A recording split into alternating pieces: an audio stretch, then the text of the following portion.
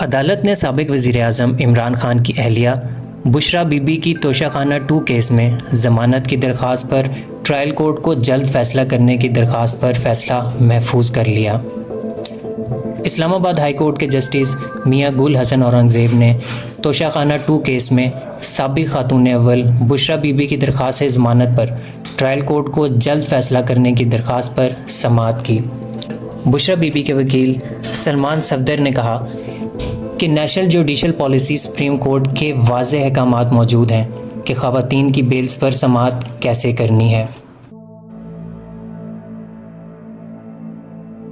National judicial policy supreme court के भी बड़े वाज़ेह अहकामात और डायरेक्शंस हैं कि ख़वातीन की बेल्स पे समाअत कैसे करनी चाहिए और कितनी जल्दी होनी चाहिए। उन्होंने कहा कि मजबूरन हाई कोर्ट आना पड़ा क्योंकि हुकूमत जानबूझकर बहाने बना रही है।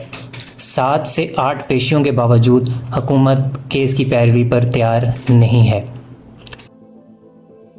और तकरीबन 7 से 8 पेशियां हो चुकी हैं, अभी तक सरकार इसमें तैयार नहीं है और असिस्ट नहीं करती, तो हमें मजबूरन हाई कोर्ट आना पड़ा डायरेक्शन लेने। उनका कहना था कि केस में सिर्फ इमरान खान और बुशरा बीबी के प्रोसिक्यूशन हो रही है, बाकी 6 नामजद मुल्ज़िमान का कुछ पता नहीं।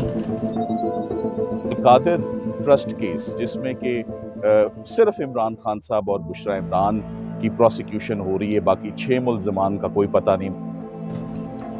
उन्होंने मज़ीद कहा कि इस केस में कोई करप्शन नहीं है, इसके बावजूद केस का चलना समझ से बालातर है। इस केस में कोई करप्शन, कोई फाइनेंशियल बेनिफिट, कोई फाइनेंशियल गेन नहीं है, 1 रुपए का भी। ये बात बड़ी इंपॉर्टेंट है। सो अगर फाइनेंशियल गेन पर्सनल नहीं है और ये सरकार के इस्तगासे के अपने गवाहान ने अगर ये बात मान रखी है, तो उसके बाद नैब का इस रेफरेंस का चलना मेरी समझ से बाहर है। याद रहे कि इस्लामाबाद की एहतसाब अदालत ने साबिक वज़ीर-ए-आज़म इमरान खान और बुशरा बीबी की दरख्वास्त पर समाअत मुलतवी कर दी थी।